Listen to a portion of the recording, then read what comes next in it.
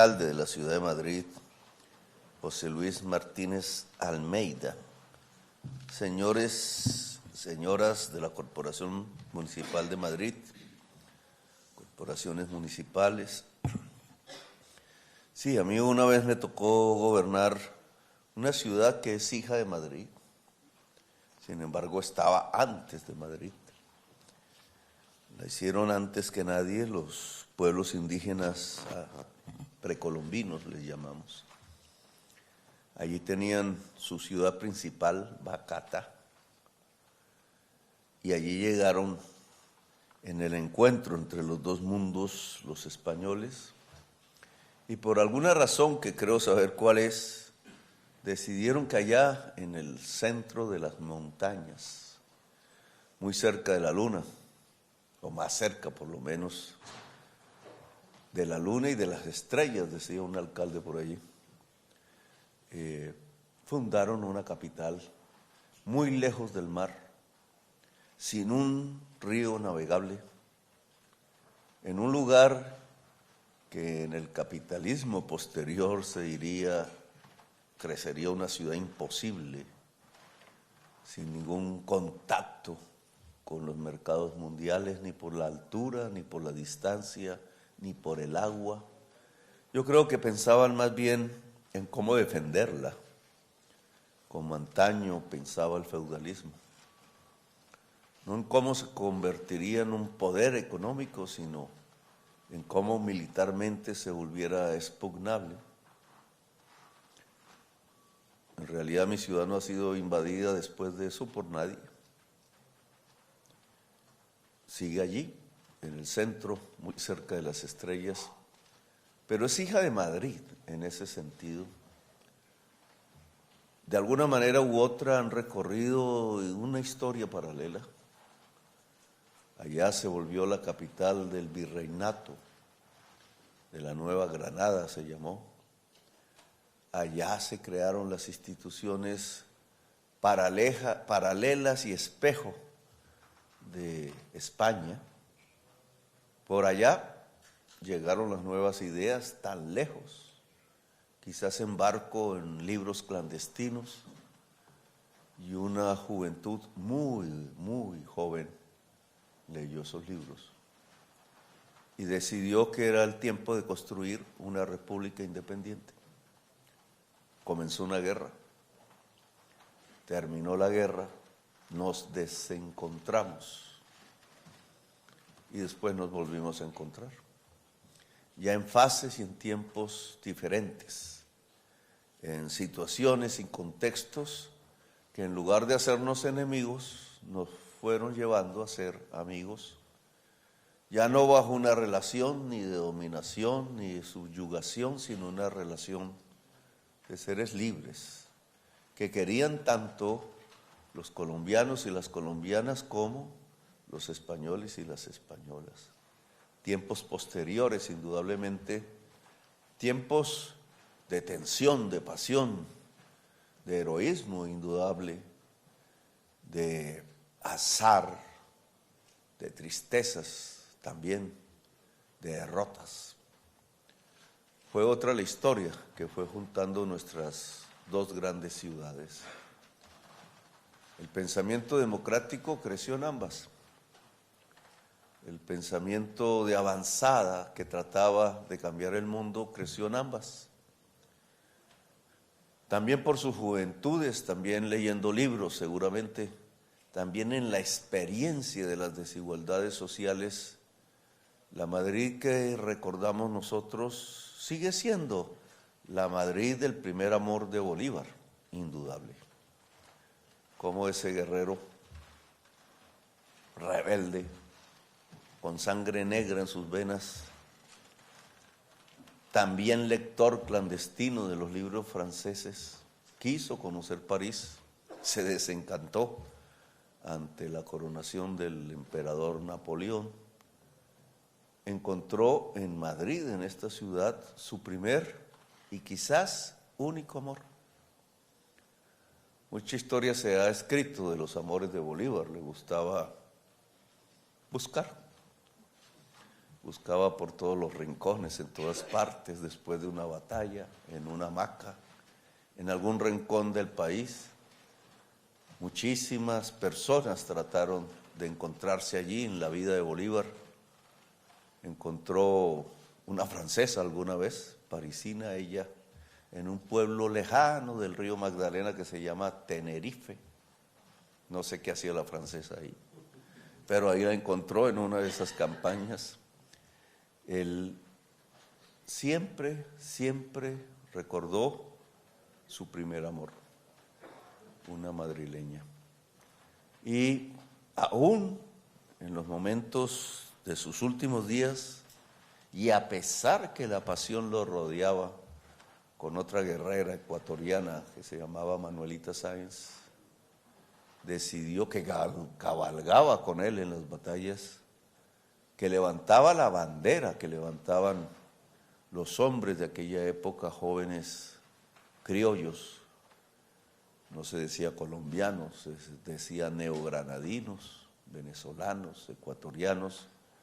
A pesar de ese último momento que podríamos llamar el último amor, él no olvidó jamás su primer amor. Quizás la fuerza de encontrarla era lo que lo llevaba a batallas tan lejanas, que ni Alejandro Magno recorrió esas distancias. Por eso se le conoce como un guerrero más que como un estadista, como un rebelde, como alguien que supo triunfar en las armas y al final ser derrotado en el corazón. Esa historia de esa Madrid realmente fue reemplazada en nuestras mentes contemporáneas con otra historia, la historia de la Madrid resistente, que leíamos también otros jóvenes en tiempos posteriores, una y otra vez, cómo Madrid había resistido, cómo Madrid había sido quizás uno de los primeros lugares que resistió el fascismo, que aguantó a los nazis, que generó un espíritu primero en toda Europa y después en el mundo, cómo se irrigaba a través de los pueblos diversos de la Europa la posibilidad, aún sin ejércitos, aún sin defensas estatales ya, con todas las murallas derribadas, con todas las armas derrotadas, solo a partir del puro pueblo, levantarse contra un gigante y un monstruo como Hitler y sus aliados. ¿Cómo pudo Madrid, a pesar de que no concluyó su objetivo, cómo pudo demostrarle a toda la humanidad que era posible? No fue con los ejércitos, fue con una voluntad popular, con una terquedad rebelde, con una idea aún sin posibilidades de que el último grito también podía servir, de que el último sacrificio también podía ser necesario. Esa imitación que recorrió la sangre de millones y millones de personas en toda Europa, en los Estados Unidos e incluso en nuestra Latinoamérica, en el Asia indudablemente, cambió la historia.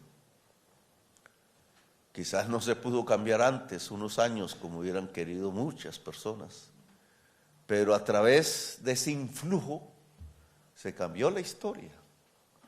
Se cambió la historia que amenazaba ser negra, triste, amenazaba ser un tiempo de esclavitud, de ignorancia, de subyugación, y pasó a una historia de libertades, de avances y retrocesos indudable, la historia de un proyecto democrático que no se rinde. Un proyecto democrático que quizás no son estos muros, a pesar de lo hermoso, de sus ornamentos, que quizás no es de la institución quieta que pasa por los siglos, sino que sigue siendo, como lo enseñó esa Madrid resistente, un flujo en la historia, un influjo Flujo y influjo son palabras similares, porque el flujo termina influyendo en los demás pueblos, en las demás historias. ¿Cómo esa realidad que aquí se mantuvo resistente, la posibilidad de una democracia que no son solo instituciones ni muros quietos, ni cuadros del pasado, sino que es los pueblos vivos fluyendo, tratando de encontrar su mejor bienestar, tratando de buscar felicidad quizás, tratando de buscar igualdad, tratando de buscar la libertad. Libertad que no es como nos la venden ahora, indudablemente. Cuando yo recuerdo la crisis climática, estoy también recordando algo muy en el presente que rompe el paradigma de la libertad en estos momentos. Hoy creemos que libertad es la capacidad de comprar lo que se quiera y es la capacidad de producir y vender lo que se quiera.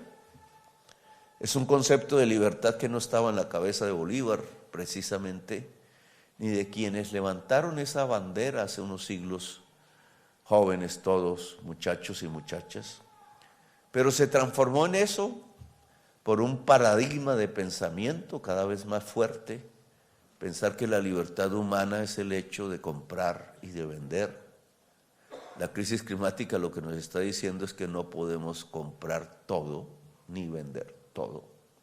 Es decir, está cuestionando el centro mismo de la construcción neoliberal del pensamiento de la libertad y nos arroja a pensarla de otra manera. La libertad no es eso. ¿Cómo es la libertad humana? Algún filósofo diría, es la superación de la necesidad. Hegel decía eso. Luego, no puedes existir, ser libre, si no supera sus necesidades fundamentales. Y por allí tendríamos que hablar entonces que la libertad no surge si somos desiguales. Eso ya se lo habían inventado los franceses, nunca lo practicaron.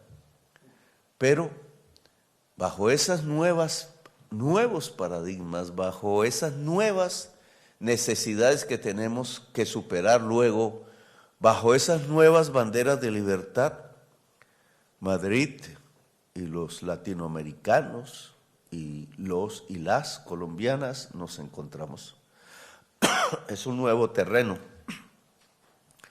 España será líder de Europa unos meses, tendrá unos puestos y unas iniciativas que tomar. Podrá hacer más de lo mismo o se podrá cambiar las posibilidades de nuestro encuentro. Allí, en esos primeros días de la presidencia española, nos reuniremos Latinoamérica toda y la Unión Europea toda. Es un nuevo encuentro de Europa y América Latina. Puede ser una reunión más de las mismas, no cambiar nada, seguir mirándonos como nos miramos. O puede sentar, si España lo quiere, y España tiene mucho que decir en un encuentro entre Europa y América Latina. Puede decir cosas nuevas, plantearle a la humanidad un influjo, como antaño Madrid lo planteó no hace unas décadas. Un influjo que tiene que ver con la necesidad de cambiar. Si no cambiamos, no sobrevivimos en el planeta. Si no hay cambio, no hay vida. Una serie de palabras que antaño nos polarizaban políticamente, hoy, con independencia de nuestras voluntades, se vuelve una realidad. Cambio y vida son sinónimos hoy. Y por tanto, la presidencia de Europa en manos de España y el encuentro de Europa y América Latina deben hablar del cambio. ¿Cuál cambio? Indudablemente no las mismas imágenes que teníamos en la cabeza hace unas décadas. Quizás no las mismas imágenes que madrileñas y madrileños tenían en los tiempos de la resistencia. Son otros los terrenos y los tiempos y los paradigmas y las culturas, pero de nuevo se plantea el mismo problema, esta vez de manera más dramática. Antaño, si no se cambiaba, se podía sobrevivir. Hoy, si no cambiamos, no podemos sobrevivir. Luego, cambio, libertad, democracia, vida, se están convirtiendo en palabras sinónimos. Si nos apartamos de allí, quizás lo único que encontremos es una muerte definitiva, lo que llaman antes el omnicidio, la muerte de todo lo viviente. Palabras que no teníamos antaño, palabras que en realidad no han existido prácticamente en ninguna época en donde ha estado el ser humano en este planeta, pero que ahora son una realidad. Por eso yo creo que esa alianza entre nuestras ciudades y las ciudades españolas pueden sustentar a través de sus cabildos, de sus autoridades locales, donde menos poder puede influir y más libertad puede haber, puedan sustentar las bases de un cambio que no se puede evitar, hay que moldearlo, porque si lo evitáramos solo encontraríamos el omnicidio. Colombia tiene en su nombre de gobierno, así se denominó a la campaña, ser una potencia mundial de la vida. Pusimos ese título precisamente por lo que acabo de decir, porque hoy las fuerzas políticas de avanzada no son, digamos, las que pregonan idearios del siglo XIX, que hay que leerlos y entenderlos, sino que son propiamente las que hacen carne y espíritu real, pasión real en los pueblos, acción política, el principio de que nos tenemos que convertir en potencia de la vida, que Madrid sea una ciudad que se convierta en una potencia de la vida. Gracias por su homenaje aquí con la llave. Algún lugar encontraré en los alrededores de Madrid para usarla y entrar clandestino y pasar por allí unas noches que me permitan gozar de ese espíritu de resistencia, lucha y permanencia en la lucha democrática. Gracias, muy amable.